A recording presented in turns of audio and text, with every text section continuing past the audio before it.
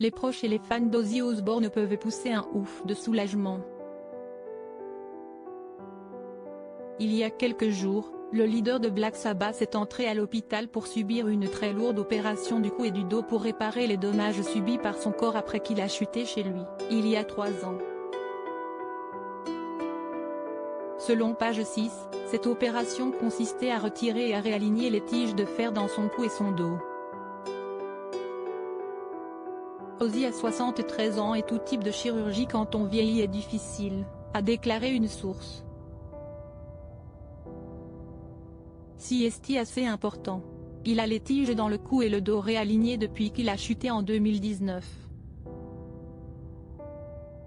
Opéré lundi 13 juin, il a été autorisé à regagner son domicile 2 jours plus tard, ce mercredi 15 juin. Pour rassurer ses nombreux fans, Ozzy Osbourne a donné de ses nouvelles par le biais des réseaux sociaux. Je suis maintenant rentré de l'hôpital et je récupère confortablement, a d'abord confié le rocker.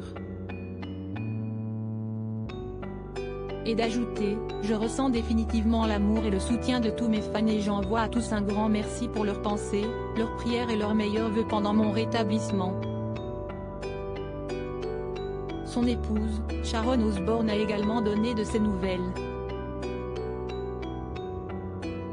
Notre famille souhaite exprimer toute sa gratitude pour la quantité écrasante d'amour et de soutien qui a précédé l'opération d'Ozzy, écrivait-elle sur Twitter. Ozzy se porte bien et est sur la voie de la guérison. Votre amour signifie tout pour lui. Depuis plusieurs années, le rocker souffre de plusieurs problèmes de santé.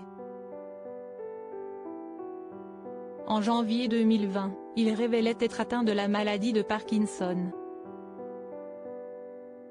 Cela a été terriblement difficile pour nous tous, confiait-il à Good Morning America. J'ai fait mon dernier spectacle le réveillon du Nouvel An au Forum. Puis j'ai fait une mauvaise chute.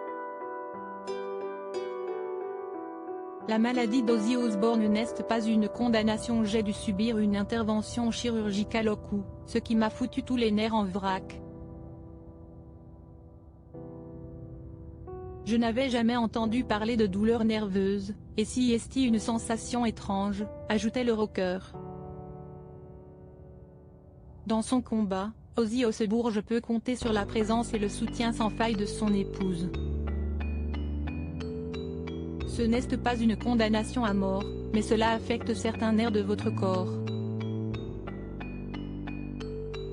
Et si est comme si vous passiez une bonne journée, puis une très mauvaise journée, décrivait Sharon Osbourne. Depuis des années, son mari vit avec des tiges de fer après un violent accident de quad.